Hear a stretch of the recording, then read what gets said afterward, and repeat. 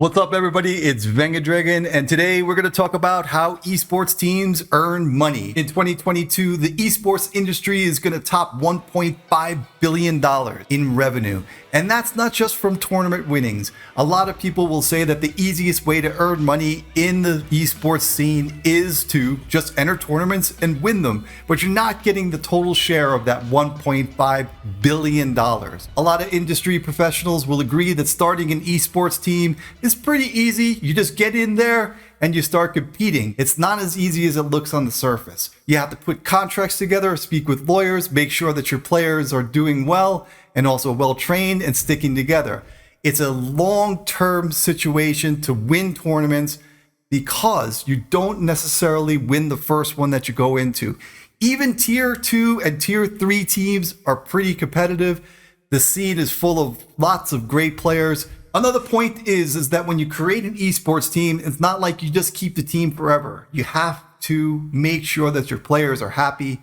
You have to keep the team, which requires solid contracts.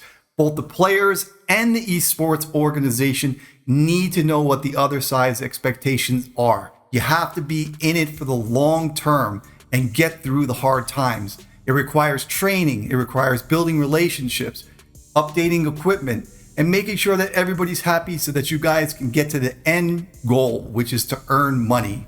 Once you start competing, you then have to compete in as many tournaments as you can to start becoming profitable. Let's just say that you win the first one, you may not win the next 10. Now this gets us up to the second part, is how esports teams make money, and they start by doing content creation and streaming. Content creation and streaming are also long-term commitments. You have to compete against a lot of different content creators who've been in the space for a long time and get your name out there. It's not like you just start making content and start getting paid.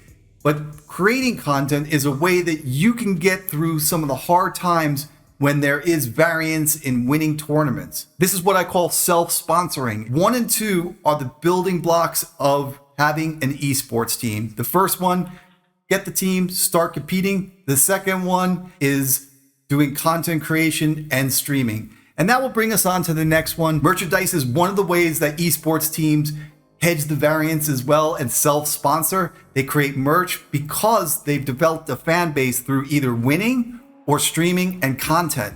You have to do streaming and content first and also win to sell merchandise. Each person on your team can be a content creator and streamer, or management can just be a content creator and a streamer so that they can bring money in and sell merch and develop the brand.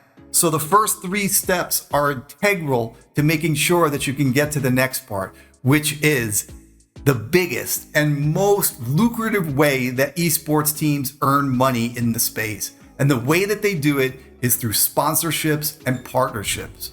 Your esports team has to be recognized. If it's not winning, it has to be recognized for some type of entertainment.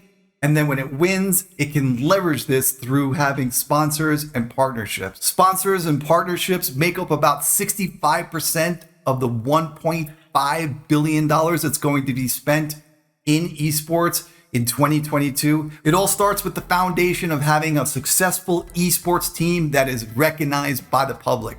Brand awareness is huge, and the only way that you can get that is through 2 methods. Either 1, you win tournaments against the best, or 2, you create content and stream and create an environment where people have a loyalty to the brand so that sponsors can then push their agenda and their products and services to the public. One of the key components that team owners can bring to the space is that they must train the players in how to deal with the public.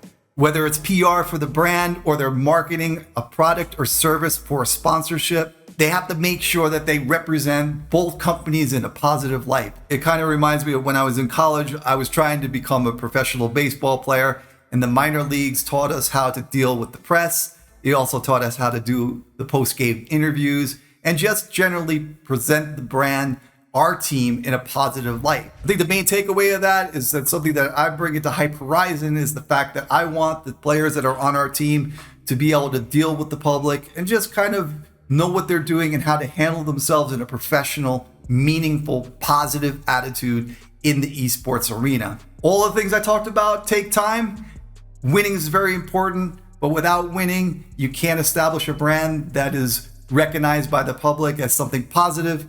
So you have to make sure that you put in all the hard work. It takes time and dedication. All parties involved must be in it for the long haul. Hyperizon's in it for the long haul. We're going to be making content on this channel, and you can check out our esports teams. We're an up-and-coming organization that spreads positivity and hype. So as I always say to everybody, I always say, stay positive and stay hype.